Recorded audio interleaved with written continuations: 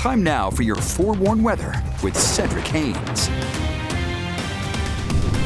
Happy Monday, Utah. We are waking up to some mild temperatures out there. 71 degrees in Salt Lake City. Our friends in Logan, though, Cache Valley, 58 degrees. How about that? 60 in Price. We've got 53 in Milford and 63 currently in Cedar City. Let's get you out the door here along the Wasatch Front because we're going to be looking at hazy sunshine throughout the day. So if you're making any plans, whether it's running through the car wash or maybe you want to go outside and take care of the lawn, we're looking pretty good, especially early in the day, mid-70s. We're in the mid to upper 80s by lunchtime with that hazy sunshine. You'll notice some of that haze continuing to increase, and by the afternoon, mid-90s out there with that hazy sunshine. But T-shirts, yeah, it's a T-shirt kind of day again for us today. 90 degrees in Logan. We're looking at 90 in Price, 93 in Delta, 101 in St. George. That is warm, but keep in mind the average high is about 101, 102 right now, so that's right about where you should be for this time of the year. 101 for the forecast high today in Moab. So let's look at the weather map because we've got an interesting setup here. We're sandwiched in between an area of low pressure to the north and west, an area of high pressure to the south and east, and that gives us a squeeze play. So we get the wind tunnel effect, and that funnels in those southwesterly winds across the area, and we're going to see those gusty winds.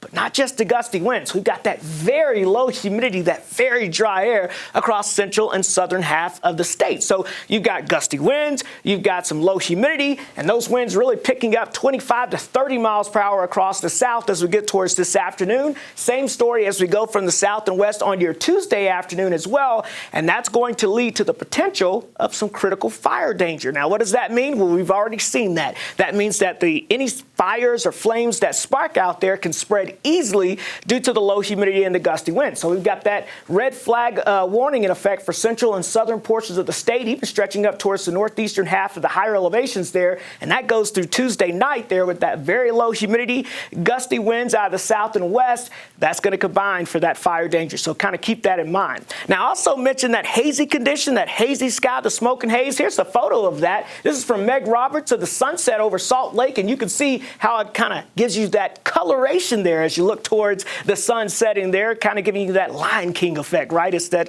rise of the sun here. This is another photo from Andrea here from Linden, and you can see, again, coming up over the horizon there, that sunshine kind of interrupted by some of that smoke and haze that's in place across parts of the area. So we're going to be tracking more of that as we go throughout the day, that smoke and haze coming in from those wildfires into California. Now, the thickest smoke is going to be for areas north of the I-80 corridor today, so that's going to include places like the Wasatch Front and northwestern portions of Utah. And wouldn't you know it, the forecast for the air quality as we go into this afternoon, right along the Wasatch Front and heading off towards the west into the desert there, we're looking at, again, some of that bad air quality, code orange, unhealthy for sensitive groups. So keep that in mind if you're planning on spending a lot of time outside today. All right, let's talk about your weather map over the next couple of days because we've got this little trough we're tracking. That's going to give us some near average temperatures here as we go throughout today, tomorrow, right on into the middle of the week. But here comes the heat dome here. We call this high pressure ridge that's building off to our south and east. That's going to begin to build in by late week. And as it does so,